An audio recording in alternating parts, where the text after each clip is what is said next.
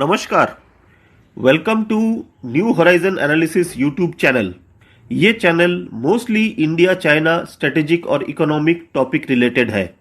दोस्तों, इस चैनल को सब्सक्राइब नहीं किया है तो प्लीज़ सब्सक्राइब कर लीजिए। वीडियो पसंद आए तो लाइक और शेयर कीजिए।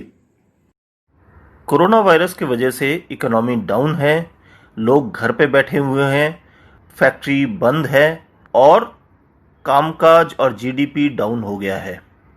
सरकार ने लोकल प्रोडक्ट को प्रमोट करने की अपील की है। सरकार ने बोला है लोकल पे वोकल होना चाहिए और आत्मनिर्भर होना चाहिए ताकि हम स्वदेशी प्रोडक्ट इस्तेमाल करें। काफ़ी लोग अब घर बैठे Chinese product, Chinese app, Chinese mobile ban करने की रिक्वेस्ट कर रहे हैं और लोग कर भी रहे हैं। आत्मनिर्भर होने का एक क्लासिक एग्जाम्पल है पीपीई यानी पर्सनल प्रोटेक्शन इक्विपमेंट। मेरा एक फ्रेंड अब पीपीई किट्स बना रहा है और जब मैंने उनसे पूछा तो उन्होंने मुझे इस केस की पूरी कहानी बताई। उन्होंने बताया 3 महीने पहले बिल्कुल नहीं बनते थे। उनके फैक्ट्री में हॉस्पिटल कंज्यूमेबल आइटम्स जैसे कि डिस्पोजेबल सिरिंजेस और प्लास्टिक बॉटल्स बनते थे, लेकिन अब वो फुल टाइम पीपीई किट्स बना रहे हैं क्योंकि ये सामान अब चाइना से नहीं आ रहा है और सारे भारत में ही बन रहे हैं। पहले पीपीई किट कोई भारत में नहीं बनाता था क्योंकि इसकी रिक्वायरमेंट बहुत कम थी और मोस्टली हॉस्पिटल के ऑपरेशन थिएटर में ही इस्तेमाल होता था डॉक्टर द्वारा। लेकिन अब इसकी रिक्वायरमेंट बहुत बढ़ गई है। इनफैक्ट आजकल प्रतिदिन 3 लाख पीपीई किट बनने लग गए हैं।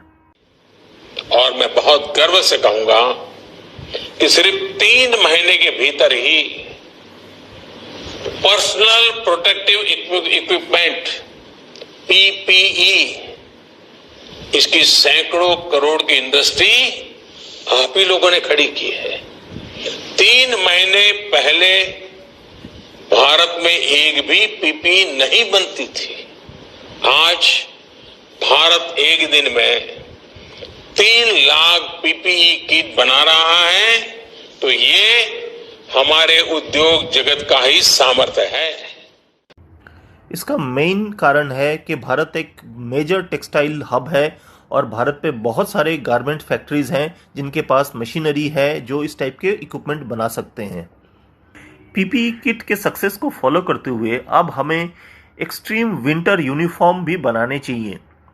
ये यूनिफॉर्म हमारे देश के फौजी भाई सियाचिन ग्लेशियर या हाई ऑल्टीट्यूड एरिया में पहनते हैं जहाँ पे बहुत ठंड होती है, बर्फीले मौसम होता है और ये चीज़ें भारत में नहीं बनती है। हर साल हम 400 करोड़ रुपए के एक्सट्रीम विंटर यूनिफॉर्म इंपोर्ट करते हैं।